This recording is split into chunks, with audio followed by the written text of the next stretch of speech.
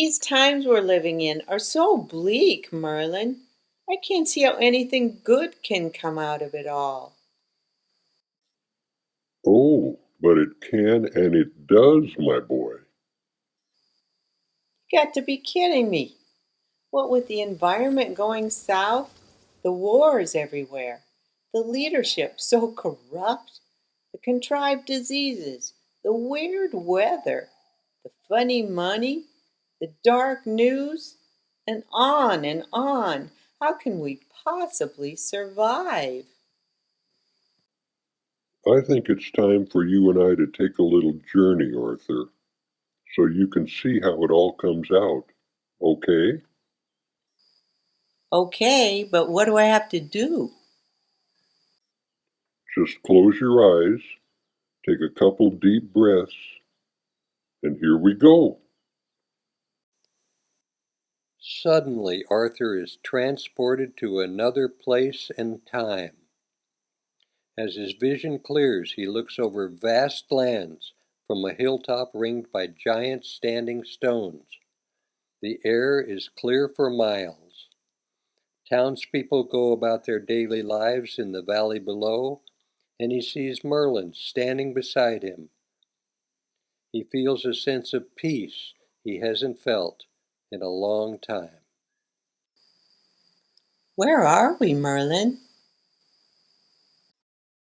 We're a couple of decades down the road, laddie, and as you can see, the air is crisp and clean. The people below are happy and celebrating life. The land is lush and bountiful. That must be why I feel so good. I feel relaxed, not like I felt back home. My fears are gone. The world seems so serene and the people are so happy. How could we have ever gotten to this wonderful place in the future when things were so unsettled before? A major change took place along the way, Arthur. A shift that revealed the truth to the people about their old ways. A shift? Do you mean something like an earthquake?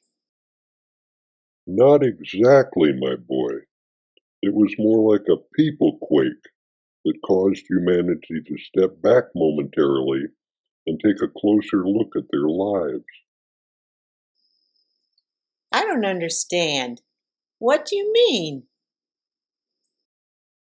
The masses of people suddenly awakened to their reason for being here, Arthur. It was like a divine intervention, a massive revealing of truth.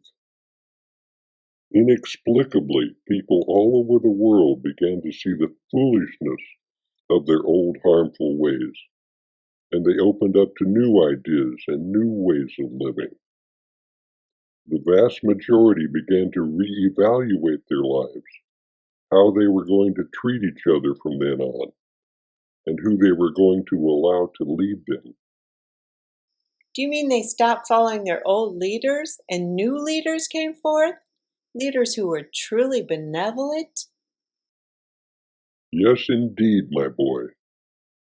When the old leaders of all the countries of the world were seen clearly, unequivocally, as the merciless, cruel tyrants and taskmasters whose primary intention was to enslave the people, take all the land for themselves, and create a one world order with themselves ruling over every man, woman, and child on earth, mankind simply stopped paying attention to them. That's heavy, Merlin. Then what happened? After the old leaders in governments and big corporations were exposed, and the people stopped following them, new ways of living came to light. New solutions for the issues that had plagued mankind for ages were introduced. What kind of new solutions? First, the truth of the 1947 Roswell, New Mexico crash came out. The advanced propulsion systems found in the downed spacecraft were easily re-engineered to create free energy on a vast scale that could be used by everyone.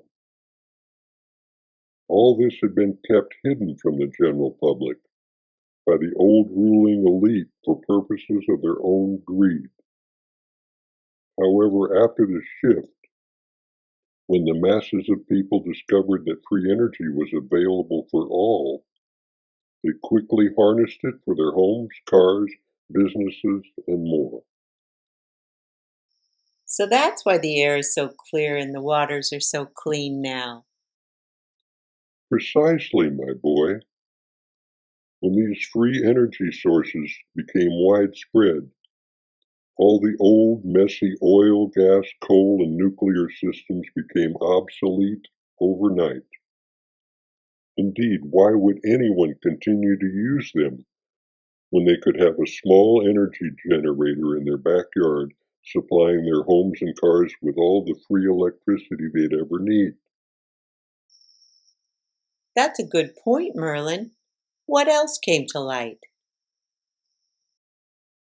About that same time, the government and banking scams were exposed, setting the record straight on how the big bankers had created money and debt in order to enslave everyone by printing worthless currencies that had no backing behind them. After the shift, the great masses of people began to see through the money lenders' ugly Ponzi schemes, and they stopped using their funny money. That's when the banks failed and the governments of the world collapsed and were never reinstated. So I'm guessing that a time of confusion followed, which must have caused people to gather together with their friends and neighbors in small groups and communities for bartering and trading. Correct again, laddie. It didn't take long for the dust to settle, and people began relying on each other locally for their basic needs. People began to see the wisdom in coming together in small groups and circles, like the ancients did, in order to manifest whatever they needed. Fortunately, that's also about the time the free energy generators came into their own. Wow, that's wonderful. People came together not on illusionary national or political levels, but with those close around them. Yes, my boy, and they discovered that everything worked out just fine when they met together for the highest good of all. So you're saying that when they intended for the highest good in their circles and groups, everything got better for everyone, yes? Yes, indeed, because the people finally realized that their thoughts and words have the power to create their future. So they naturally stopped putting their attention on negative, unserving thoughts, and they began to think positively. Thus, no more wars, no more crime, no more pandemics, no more costly electricity, no more food shortages, no more deceptive media, no more unwanted experiences. That's huge, Merlin. So what happened next? At that point, Arthur, the people started looking within, and a new awareness, totally unrelated to the old ways of living, came into the forefront of their lives. They began truly loving and caring for each other. That was the turning point. Oh my God! Exactly, Arthur. God swept into the hearts and minds of the people, thanks to their newfound positivity and the ongoing work of many spiritual pioneers. Religions that previously espoused beliefs in sin and wrongdoing gave way to a trust in a truly loving God, a God who judges not, a benevolent God who cares for the well-being of one and all. A God who is one and all, right? Right you are, my boy. So, what happened after that? Well, just look around you, Arthur. The planet is clean, the energy is free, food is plentiful, the people are happy and at peace, and Mother Earth is glowing like never before.